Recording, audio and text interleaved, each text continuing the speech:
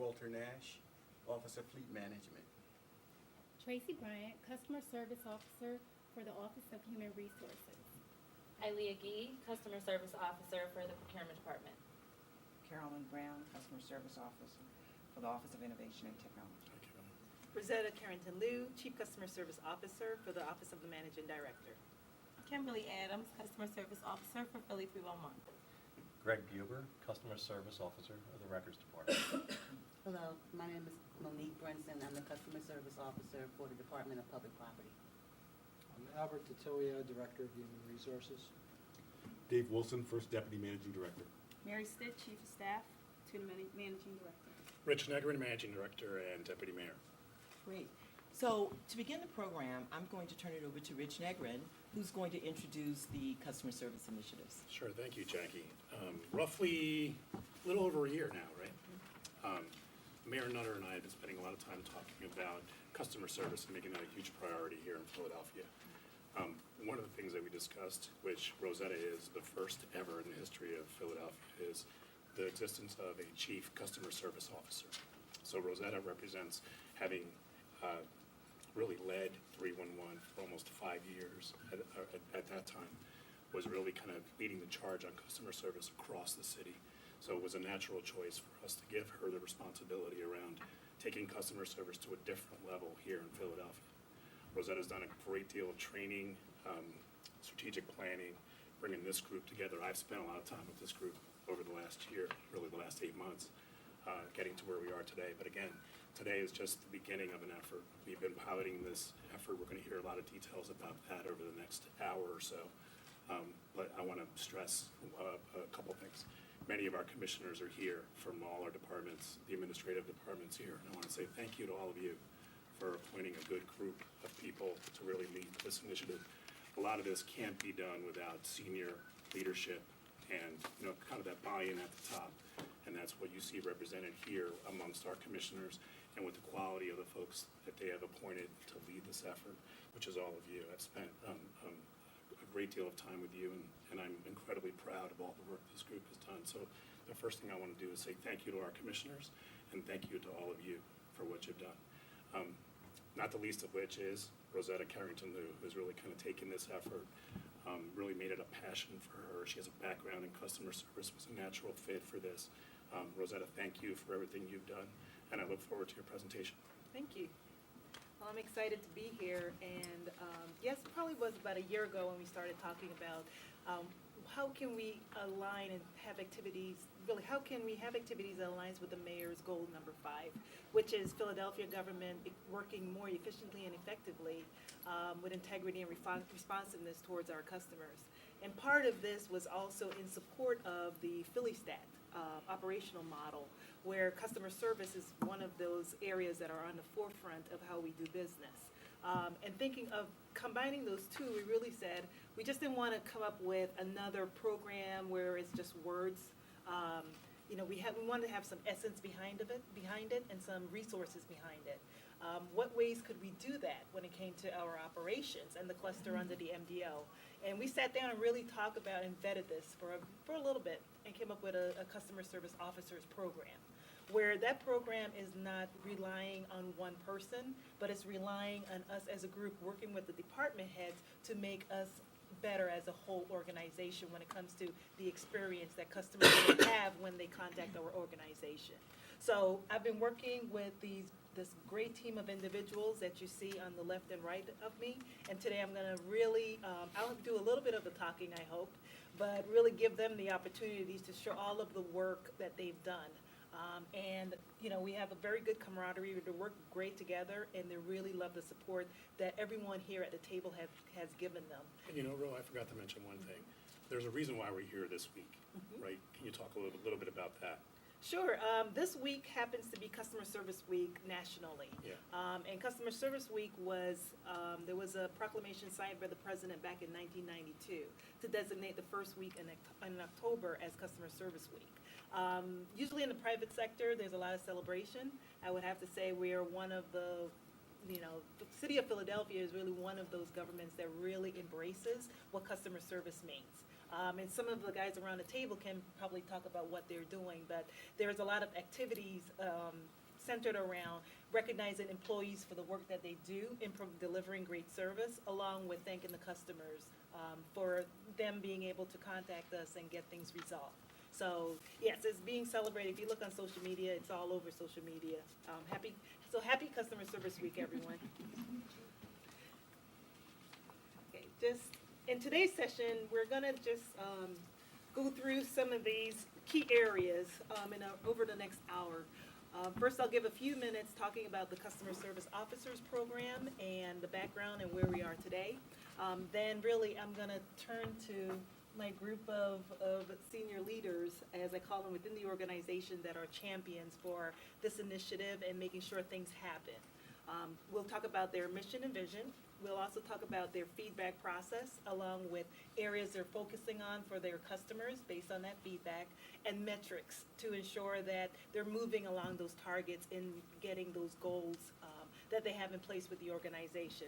Then lastly, we'll talk about next steps and a rollout plan as well, because this is not a one and done. This is a continuous process of improvement. Any questions? Like Rich mentioned previously, this was not we're just gonna pick someone and begin to train them and now you're responsible for customer service and the delivery of excellence in that arena. This was really working with the department heads by giving them a list of building a successful profile as to what a customer service officer entails, and them having the opportunity to appoint someone within their operation that would spearhead this initiative and work with them and work with other resources towards achieving that goal.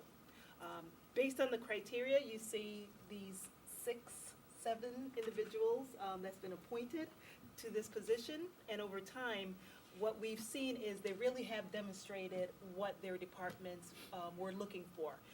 One thing I can say is the attitude, the positive attitude that they have, you can't ask for anything else.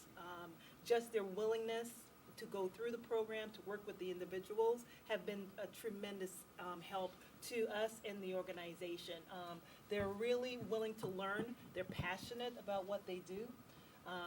I know I'm passionate about what I do, and it resonates within the group. I mean, I really have a good group of folks that are working with us and departments to get better.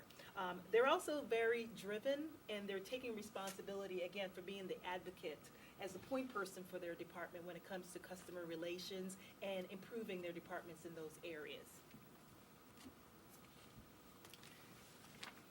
Here we're looking at giving the department heads and everyone understood what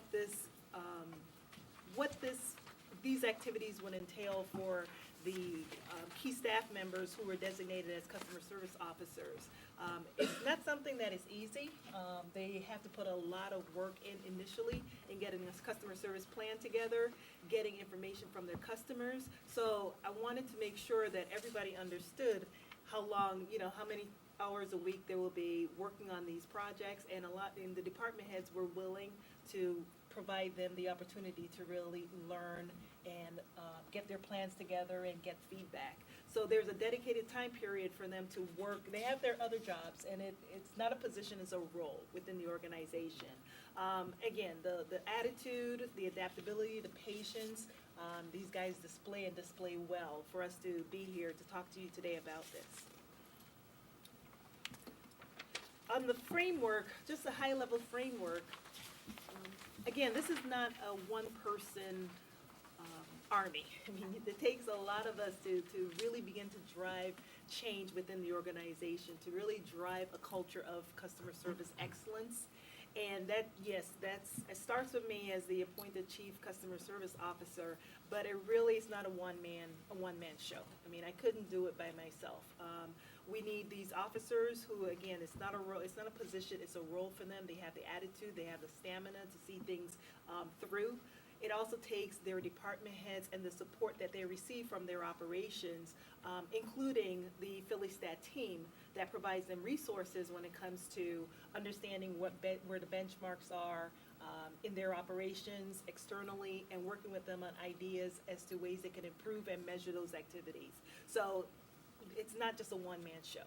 Okay. On top of that, we are going externally to look at private sector opportunities for companies to come and work with us from the private sector to show us their best practices. We're open to nonprofits as well. Who have you talked to? In this case, Xerox. We have Independence, Blue Cross Blue Shield.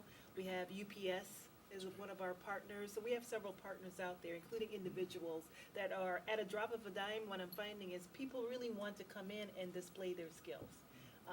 And they're doing this pro bono, but the value that they're leaving, it's amazing, because we need to keep up on what's going on outside in the real world, because that's what our customers are seeing. They're seeing what's happening, the type of engagement they have when they call other organizations. So they're comparing that to when they call us.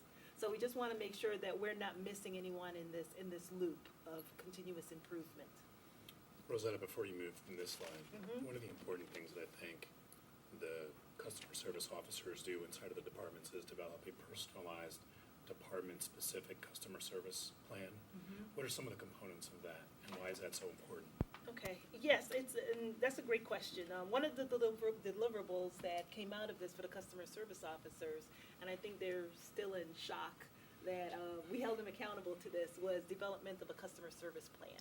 That plan included 5 key areas. So they needed to, in their plan, it's a written document that talks, that an employee or anyone should be able to pick up, that talks about and focuses on customer service improvements. So that would include the customer service vision and mission for that department, training, how we're gonna get employees to be better at what they do, performance metrics, what are we measuring that's critical for the customer, the voice of the customer program, meaning it's not one-dimensional, it's not one way. So we need to continuously get feedback from our customers as to things we're doing well, things we're doing not well, and continue to improve those functions and those roles and also those processes within the organization. How are you doing that? Is it a survey tool or? Yeah, and they'll walk through exactly what they Gotcha. did in order to get that feedback. Great. And the last thing is really dealing with communication and setting standards. So the roll-up plan is critical. I mean, we could have this great book, but if we're not doing anything with it, it's just gathering dust on the shelves. So people need to know, the employees need to understand their customers within the department and how we can best, equip them with the tools that they need to improve their service. So those are the 5 areas, components of the plan. Last thing I'm going to talk about is the timeline. Again, thanks to the departments, they really, gave us the opportunity to sit down without any barriers or any limitations, to have multiple training sessions, multiple meetings, engagement sessions. This was not, we meet once a month. This was when we needed to meet, we would meet, but we also had structure as well. So what you're seeing here on this timeline is we kicked off this project officially back in March of this year. And there have been several training sessions, because my job is to ensure that they have the training and the tools that they need. Their job is to make sure that they can be able to understand and take that information back to the departments and begin to work on ways they can improve their processes. So over time, you're seeing milestones where they've done customer service focus groups with their stakeholders. They've also done surveys, performance metrics, working with the PhillyStat team and myself. We're really heavily relying on those analysts to be a support mechanism to their operations. And that all accumulated with a customer service plan that was due back in September 2013. Along with their metrics. The majority of the group have their customer service plans completed. Some of them are still fine-tuning areas of the plan, but they have the essence of the plan, and really honing in on those 5 key areas. Have employees been trained in each department on all the kind of outward-facing employees, who touch the public? Have they all been trained? Yeah. Well, I'll talk to, anyone want to answer that question? Training within your operations. I know some of you are using the Customer Service Leadership Academy. Yeah. Yeah, we used the Customer Service Leadership Academy, and then there was a time where we were using online customer service training as well. Great. How many folks in your area have been trained, do you know? I think about roughly under 30 have completed the online training and the Leadership Academy training. And Rosetta, last time I heard the number, it was pretty significant. Do you know the total number of folks within the managing director's office cluster that have received customer service training? Yeah, so far for the Customer Service Leadership Academy registration, there's over 1,200 that has gone through that training. That's great. So we're now going to enter into the discussion with the customer service officers to maybe hone in a little bit more on some of the questions that you asked, to get their perspective as to what's happening in their departments and, exchange ideas and engage a little bit more. So. And just so you know, for you guys, you can make that 1,201 because Rosetta made me go through it earlier this week. Yes. So, You got the fast track. Yeah. I got the fast track executive. Yeah, that's pretty I much, get it. he knows everything. What do you want me to feel? I'm ready. No, he had some very good questions. So it is just, from a high level standpoint, the mission of what we're trying to do and how we're gonna get there is what we went over. It's a customer service tips. So here, we're gonna start talking, and we've introduced these guys, but now we're gonna actually get an opportunity to hear me be quiet for a couple minutes or so and get them to talk about what they're doing and how this plan aligns with the mayor's goal of, continuous improvement, basically, within their operation and being customer service centered. The first thing we wanna talk about, and I'll start off with Tracy, is the mission and vision, because Rich, you talked about how was this done, and how did they come up with, what their mission and vision was for their operation. And Tracy really worked with her senior team leaders and departments to build a good model as to what their customer service vision and mission was. And the mission and vision for customer service doesn't necessarily have to be the same vision and mission for the department. So they had those discussions with their department heads. So I'll have Tracy talk a little bit about her mission and vision for human resources. Okay, so our mission and vision basically stems from some of the focus groups that we've conducted. And so our customer service vision is the Office of Human Resources is committed to exceeding customer expectations by providing clear communication, quality products, and timely, flexible services. The mission, which is how we plan on getting that done, is the Office of Human Resources will enhance its products and services by utilizing technology, sharing information with clients, and collecting customer feedback. Emphasis will be placed on proactive communication and providing flexible services while ensuring merit principles and regulations are met. Great. Walter? Yes. Fleet Management's customer service vision is to deliver top quality service to our customers on time, every time. We provide a service. We're in a service industry where we repair and fix vehicles. It's imperative for city employees like yourself to have a vehicle to do your job. So that's why we came up with this vision. We want to give you your vehicle back on time, every time, so it doesn't prevent you from doing your job.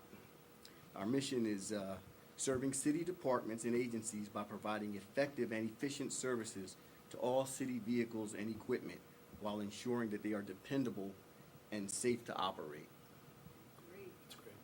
Aaliyah? The customer service vision for the procurement department is to be dedicated to providing high-level service with a focus on communications, strategies, and solutions. And our mission is to facilitate and communicate effective procurement strategies and practices to city agencies, as well as the vendor community, in an effort to improve interagency coordination, foster transparency, and increase process efficiency.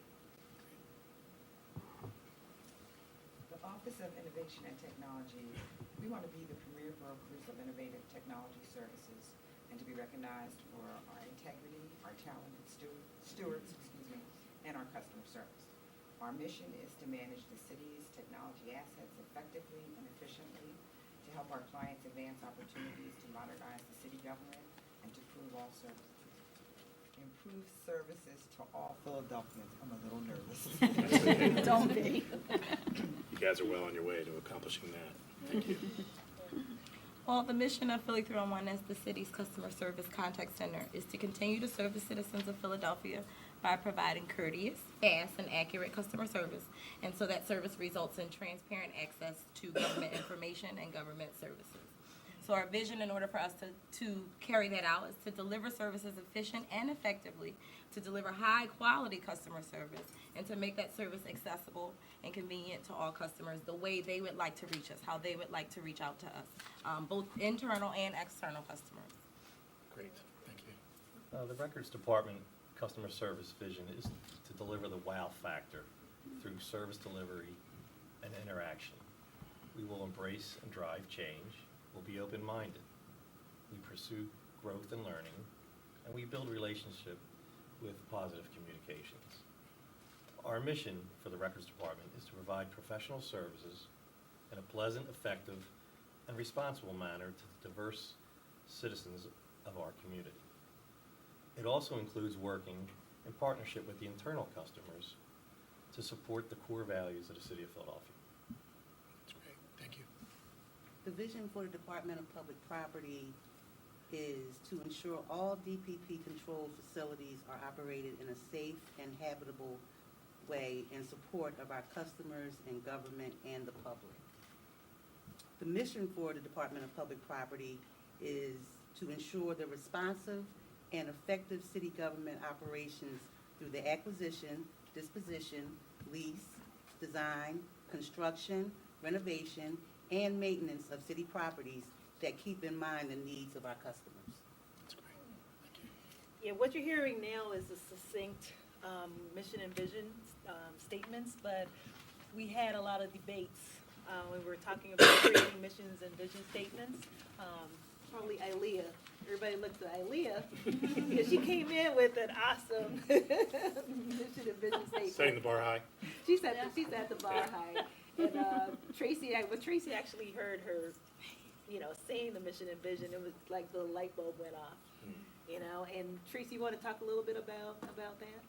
Well, I realize it's kind of like creating a vision. You wanted to kind of be hit straight to the punch, kind of like an elevator speech. It shouldn't be a long-winded type of thing. So I went back, tweaked it some, got some feedback from my peers and also the senior team, and geared it more towards what the focus group was coming at.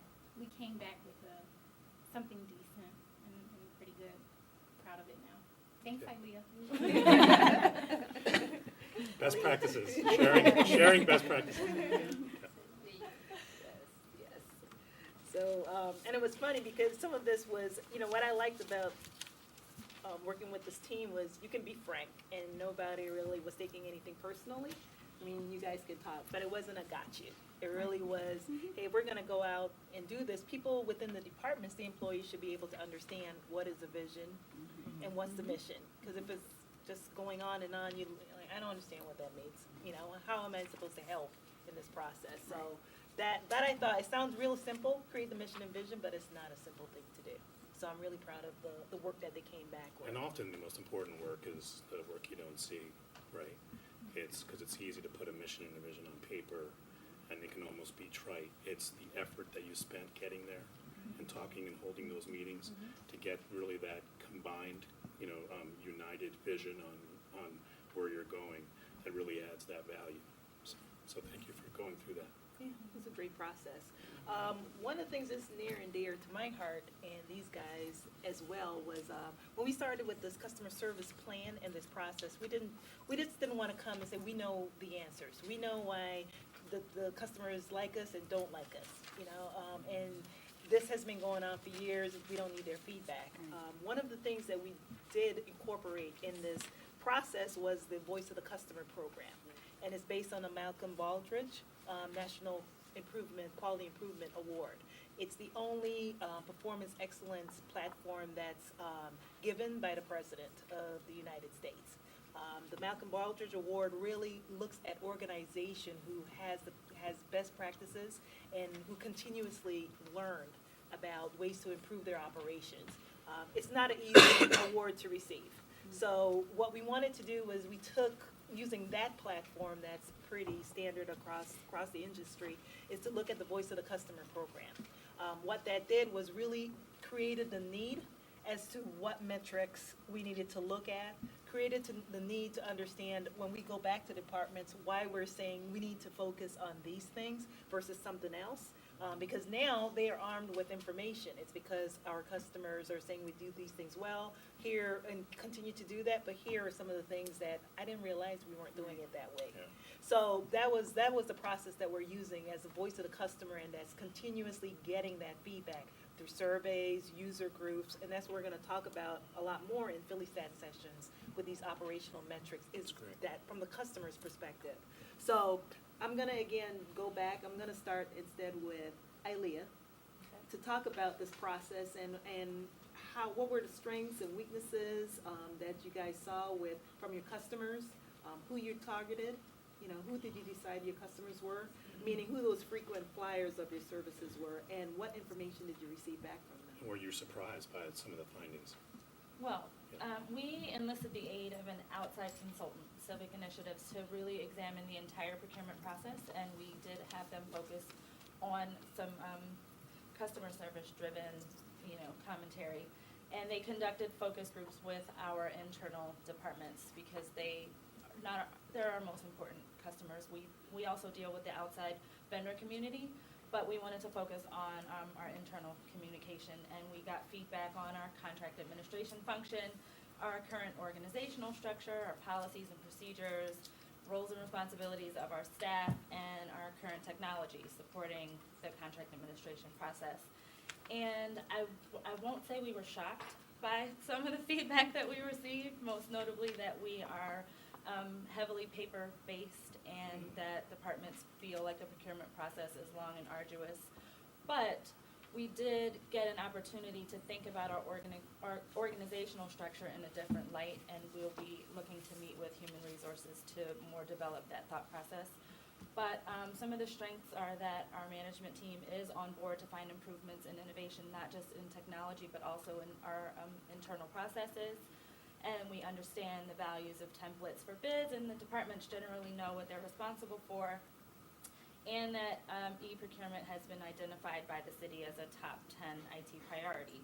Some of the opportunities we have are almost all of the factors described in comments that came out of our focus groups are matters of policy and procedure and can be addressed. Our staff focus and responsibilities can be optimized. Also, it's a highly competitive e-procurement environment that has now created a buyer's market, so we're looking at more opportunities to take advantage of that. And the cooperative contract marketplace is similarly fierce, so we will be looking to address concerns in that regard. That's great. I want to go across this table. Kim? Well, at Philly 311, we conducted focus groups. We generally take customer satisfaction surveys on a daily basis for our external customers. We have a third-party independent contractor that comes in and makes outbound calls to our external customers to get feedback. We do that regularly. So we decided to focus this time on the internal customer, on other city departments and employees, and those who have direct dealings with us, meaning we take service requests for your department or we provide information. And then also those that maybe you've never had a dealing with Philly 311, and we just wanted some feedback on your experience or what you know about us. Surprises, there are some city employees who are not really, they don't have a real defined expectation of what it is that Philly 311 does, and so they don't know how it impacts their specific job. There are certain city employees who don't know that we take specific service requests for their department.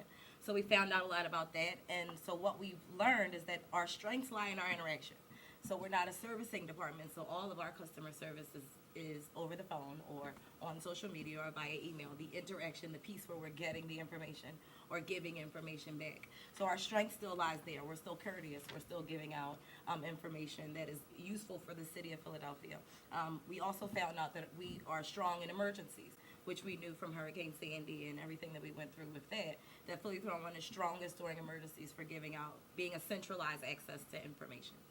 What we found, though, opportunities-wise, is that we could do a better job of advertising ourselves to other departments so that it's clearly defined, our role in city government, and clearly defined for them the impact that it has on their specific job. We also could do a better job of communicating to departments so that we can get the most current and up-to-date information and having documented processes to make sure that every time we're giving out answers to questions, that information is accurate and up-to-date. That's great. I'm going to pick on Monique. Hello. What we done in our feedback, process is we conducted surveys. We sent out 70 surveys to our stakeholders in City Hall, MSB, CJC, and OPB. We sent 70 out. We received back, I believe it was 22. So that's about 31%. And we thought that was a pretty high percentage of people that actually took the time to respond to the survey. Especially for the first time. Yeah, and it was the first time we done it, you know, and the participation was really great. And that is one of the surprises that I found, the participation from our stakeholders. It was really good. Everybody wanted to be, you know, part of this new thing that we're doing. And they reached out to us. We were able to reach out to them, you know, through the surveys and also through the stakeholder meetings. So that part of it went really well. We also had, we're having stakeholder meetings with each of the buildings, and we're able to find out from them really what's going on with the buildings, what's going on with them, and better ways that we, the Department of Public Property, can correct the issues. We're working with them, they're working with us. So in that case, it's definitely a win-win situation. Now, we have found through the surveys and also through the stakeholder meetings that we have opportunities to bridge gaps within the areas of communication. That's very important in this field. You have to be able to communicate with your stakeholders, and they are willing to listen, and they do need our help in certain areas. So we can bridge the communication gaps. Again, we can learn more about our stakeholders, and we have the opportunity to continue addressing issues within the buildings. We had a couple focus group meetings. We had informal talks with vendors. We solicited walk-in customers for comments, and we have our ongoing surveys. We found out that we could adjust some of our staff to help out our external customers and tweak some hours of operation. And our internal customers, we responded to their inquiries, and we have our information of what services we provide on the website. Our opportunities, the city of Philadelphia is full of diverse citizens. They speak all different languages, so when they come in to the records department and they need help, we direct them to the offices in the city government that can help them. The Mayor's Commission on Literacy, Philadelphia Reads, the Free Library of Philadelphia has a keynote operation which teaches computer training. And then there's also the Mayor's Office of Empowerment Zone, which is a financial consultant. That's great. You know, Greg talked about this a little bit. It sounds like you've all done some variation of surveys or focus groups, and it sounds pretty clear that Records has taken some operational action based on those outcomes. Has every department taken some operational process improvement or an operational step and improvement based on the results? Yeah, great. That's awesome. That's what it's all about, right? Yes. Mhm. Yep. So once they got the feedback, because we didn't want to move forward with just begin the plan and put a template together and just put content in there. Once they got the feedback from the departments as to where their strengths and weaknesses were, then we can look at, okay, where do we prioritize? You know, where you can't fix everything. You know, you want to keep what you're doing well, keep that going well so it doesn't degrade, you know, over a period of time because you're no longer focusing on it. Keep those key areas, you know, on the charts, on the dashboard. But where else could we focus on to improve the operations? So once we had that, then we could then decide, working with the department heads, where they're going to concentrate on over the next year. So areas of focus was on there. So we're going to concentrate on these areas. We got a litany of stuff that people want us to change or fix or keep in place. But we're going to concentrate on these specific priorities. With those priorities, then, we want to align or create metrics that aligns directly back to making sure that, you know, we're meeting those needs, and then we're not falling off. Because just having priorities and having no measurements, no goals, is not really effective for us. So I'm going to have, in this case, I'm going to start with Tracy and then Walter to talk a little bit about what areas they're going to be focusing on based on the feedback from their customers and what metrics possibly they're looking at to ensure success? Okay. Well, there are 3 areas that we want to focus on this year one, and we've already started. And this is human resources. Yes, the Office Yeah. of Human Resources, and we've already started in these 3 areas. The first one we have is testing. We've received some feedback asking us about being a little bit more flexible with our testing. Generally, in the past, our tests were at 9 a.m. Monday through Friday. So some of the client departments are asking if we would consider weekends and afternoons to help us better reach more qualified, diverse applicants. Folks who have jobs. Right. So we're actually implementing that now. We're beginning that with some of the open competitive and skilled trades. And the customer service metrics for that would be, we're going to do a cost-benefit analysis of the administration of weekend and afternoon exams, measuring the effectiveness and satisfaction of that against the associated costs as well. The second area is communication, and this deals with SharePoint that the director recently launched. And this is the resource where it's building community and communication among the HR community. So the goal for that is for it to, within a year, to become a primary resource of communication, sharing policies and discussions and things of that nature. That sounds like one of the things that keeps coming up, right? We talk about that, not just in PhillyStat Ops, but whether it's social media or online, our ability to communicate well across kind of industries and those kind of stakeholder groups really just needs to improve, right? We can use some technology to do some of that. Right. We've had some of those conversations, but it's a constant theme, and I think I keep hearing, right? 311 said the same thing, right? Right, so we've already launched that, and the customer service metric for that is to conduct site or user surveys on the actual usage and effectiveness of it. And the other area is social media networking. The customers suggested that we market and recruit some of our jobs using Facebook and Twitter and things of that makes sense. nature. So we launched that. And also there was a suggestion about exploring alternative testing options like online testing. So the customer metric for the social media is to measure the number of candidates who learned about the jobs through Facebook and things Gotcha. like that. That's great. Tracy was pretty excited when she actually got the Facebook and the Twitter account. So we all congratulated her. Well, we were giving tips, and this is how you get the buy-in. So everybody out there who's talking to us on Facebook and Twitter knows you're the face of human resources. Well, Yeah.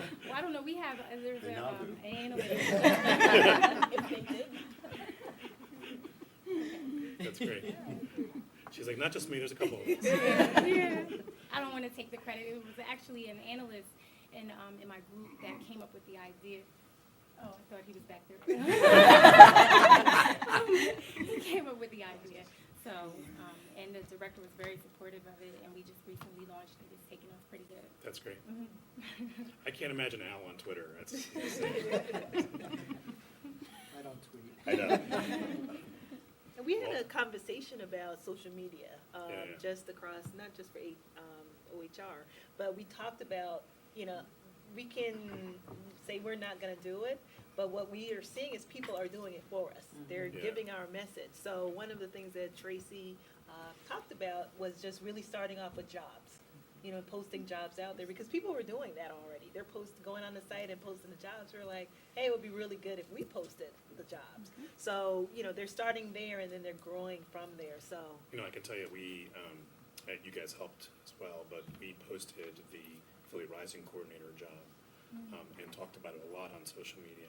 We received well over 100 really good, strong, qualified folks for that role. Many of them came through social media, which was pretty interesting. So Great. it works. Yeah. Walter? Yes. What we did was we held focus groups and we put out paper surveys. And from talking to our customers who were all internal, what we came up with is that we're going to step up our training for our staff. And as I heard other officers say, the communication is key. So as far as the training goes, we're going to have all our managers and supervisors enrolled in the Customer Service Academy, some of which I believe 1/3 of our staff have already been enrolled in that. with the communication, we want to bridge the gap with the departments as far as communication goes as it relates to their vehicles and service. We do have, bringing aboard a new program that monitors our maintenance called Asset Works, and I'll get into specifics about that later on, but that's what our plan is, to step up the training and also bridge that gap in communication. That's great.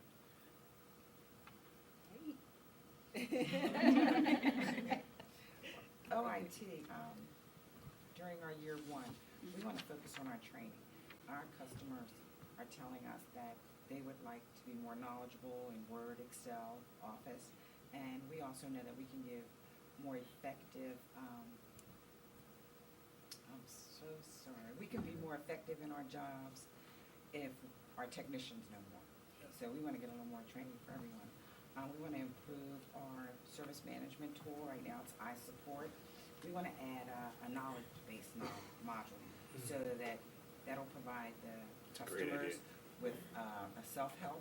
They can just go look up their error, find an answer.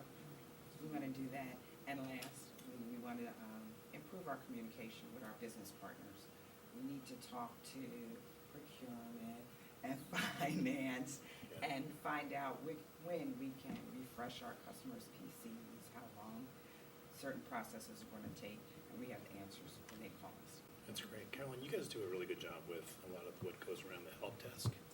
Yes, that was one of our surprises. Yeah. Can We you talk didn't a little bit realize that about our customers noticed, at one point in time, the service desk, the help desk, was known as a ticket referral agency. Yeah. You called them, you That's waited for changed. them to call someone else, and then someone finally came. But now we're able to do more calls, and answer more questions at the point of the call. Rosetta And- calls that first call resolution, which is First really, call resolution. which is really important. No, We're it's, able to do that. it's a really important aspect of customer service. It's great. And I think with that and a knowledge base, we're going to do good this year. That's great. Thank you. Some of the things that you're hearing is also going to be continuously monitored monthly, but obviously as these guys have their PhillyStat operational sessions, these priorities will be discussed and Yeah. figuring out where they are in that process. You know, Dave, maybe it makes sense for you to talk a little bit about, because it's not really on the slide, but Rosetta's exactly right. A lot of what we're doing here really dovetails nicely with what you're doing in PhillyStat Ops, and how I think working together, Dave and I and Rosetta and others, we've and Jackie and certainly the PhillyStat team, we've elevated customer service to an operational priority, Correct. which is different, right? 5 years ago, government wasn't talking about customer service. So instead of just looking at operations and those key metrics and finance and our budget and HR and technology and how we're doing across our department to get that diagnosis of, the business, if you will, we put customer service metrics at that level. That is one of the key things that we look at. Can you talk about what that's been like? Well, I think it's a key point on measuring trying to get a pulse of what's going on in the department. Historically on the operational side, you looked at those things that you mentioned, finance, HR, and then your heart or your core of your operational statistics or metrics. None of them really tell you how you're doing outside of that, until it's outside of your organization. So having added the customer service piece really kind of gives you an idea on what value you are providing to the external organization, meaning the other departments. So I think it's been helpful. The feedback from the other departments has been good, not only for us, but for the departments. And as you drill that down lower into the front lines of the departments, that just yields a better product or a better service all the way around. So. That's great. Thank you. So, in the essence of time, we're going to go into the next steps. Jackie's giving me that look. Actually, you were doing pretty well up to a point. As soon as I kept talking. I'm sorry to hear it. But what I want to do is really talk about the next steps. Again, this is not a one and done program. It's here to stay. I mean, it's hard to say we're not gonna, worry about the customers anymore. We're gonna worry about ourselves. We can, but you're gonna continue to get the complaints. And what we want to do is provide an environment that is okay to complain. because you have, we talked about this in the, in our fast track, customer service session, training session, was a complaint has to be viewed as a gift. You know, feedback, it's not personal. It's an opportunity for you to make changes within your organization to improve. And if you begin to just look at it that way, you begin to make those changes that are necessary to get things done and resolved. So part of my next step with this group is to continuously begin to have ongoing meetings as a work group, not just themselves, but include others in that process as well, so we can begin to spread the wealth, bring in external folks, internal. We have a lot of people that are internal, that are subject matter experts in their arena. We can bring them to the table to talk about best practices and ways they can handle situations. So we're more looking at a work group. The last thing that I'm looking at is bringing all of the call center executives around Philadelphia, inside and outside, bringing us together to talk about those high-level issues. Because we're all facing the same thing. Whether we're government or private sector, we're facing the pool of candidates that we can draw from. I mean, we're coming from the same place. We're facing training issues, social media policies, technology issues. It's really, when it comes to contact centers and customer service centers, we're using the same technology, we're using the same processes. Why don't we see if we can get together and synergize those needs with the city of Philadelphia leading that way. Within the department level, I'll just have them just for a half a second or a minute or so, talk about what the next steps are within their departments in rolling out this plan. So we'll start with Walter. Okay, what we're going to do, we're going to install more of the survey boxes. Presently, they're at the police and fire location, the tire shop, and a shop where the commissioners get their cars fixed at. But we want to get those boxes out to all of our customers so we can get all of the feedback from every department and find out and gauge ourselves. Because what we found is that those surveys are really the litmus test of how your customers feel about what you're doing. And I found that they enjoy and they're honest when they put down their comments. So that's our next step plan. I mentioned earlier we're going to roll out the Asset Works, which is a program that will let the department see where their vehicle is in the service process. It'll give them real-time updates. If it's not available, what part it's down for, where the part's coming from, and the ETA of that part. We're looking forward to getting that and just reinforcing what I said about the training. Okay, great. All right, Tracy? Okay, we have 5 next steps. The first is to begin rolling out the customer service metrics, begin doing the analysis, the surveys and things. And then 2, to determine what changes, if any, are needed. For example, if the cost-benefit analysis shows that OHR may need to revise its budget or something of that nature to cover the weekend testing. And 3, one of our next steps is to partner with OIT. There was a suggestion about upgrading the OHR website and also partnering with them to explore online testing options. The 4th one involves staff training. This kind of ties back into the vision of clear communication. So we want to continue and put an emphasis on training OHR staff employees on civil service regulations, and also participate in whatever customer service training may be available as well. And the 5th one is to begin focus groups for benefits administration. I believe they're going to begin this week. So those are our 5 next steps. Great. The procurement department has identified 5 services that we'd like to focus on in regards to customer service over the next 18 months. The first is to automate our solicitation development process and to transition from the current paper-based solicitation process that we have to a more automated process using standard office software applications.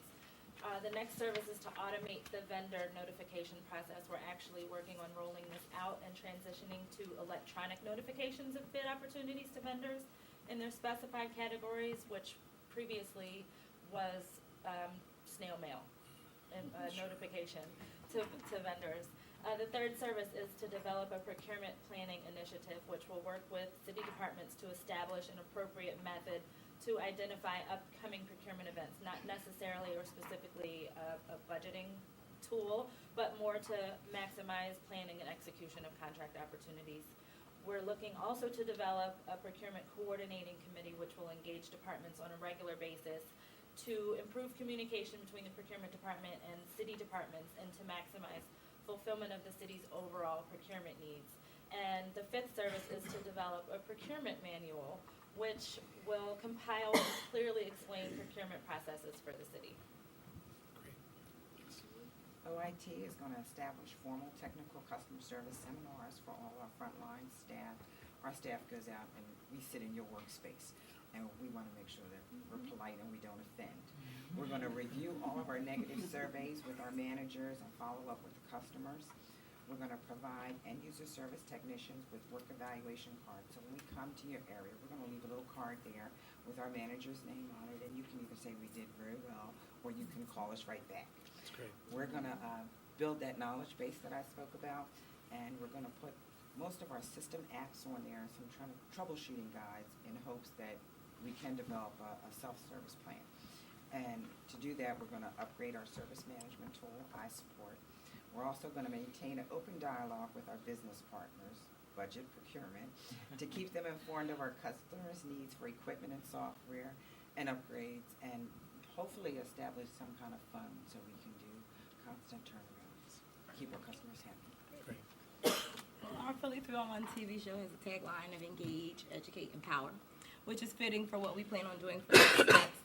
So we plan to engage our customers, internal and external, and educate them on what it is exactly that we do so we can define our responsibilities.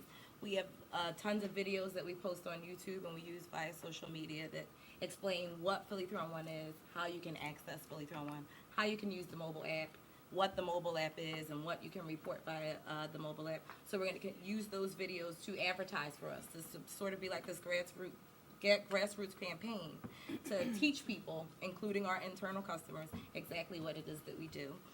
We're then going to employ different strategies in order for you to be able to access us exactly the way that you want to.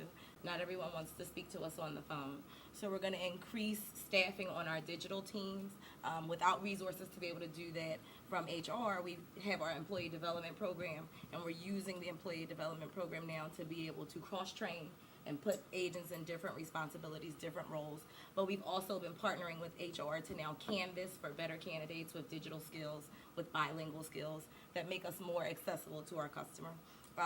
We are implementing our new CRM finally, so we will have a dedicated knowledge base that will absolutely help us with providing accurate information, providing current and up-to-date information, and it will help the other departments to be able to feed better into our process on getting us that information timely and making sure that it is always current and up-to-date. We've also filled our knowledge-based coordinator position in line with the CRM implementation, so now we'll have dedicated staff to be able to develop and document processes for interdepartmental liaisons and getting us that information. And then in line with our strategic plan, we have developed and will be documenting an internal communications plan for not just department liaison information, but for emergency situations and things like that, so that we can remain that go-to resource for city accessibility during emergencies. That's great. Already in effect, we have our ongoing customer service training, and we will continue to provide our telephone translation service, where we have the two telephone handset where the customer, the employee, and the translator can all collaborate. In our internal customers, we will, for the reprographics division, we will explore new technology, and that will assist in our turnaround time to enhance our customers' experience with us. And we will also continue to track our surveys and continue our focus groups to adjust our operations accordingly. That's great. The Department of Public Property is going to basically focus on training, not just training for the people that work in the offices, the general customer service training, but we're working with 311 right now to develop a training for the security officers. As we all know, people in security, they come across a lot of different people, a lot of different situations. So we in DPP feel it is very important that they receive the proper training as well. We're also going to continue with our surveys and our stakeholder meetings.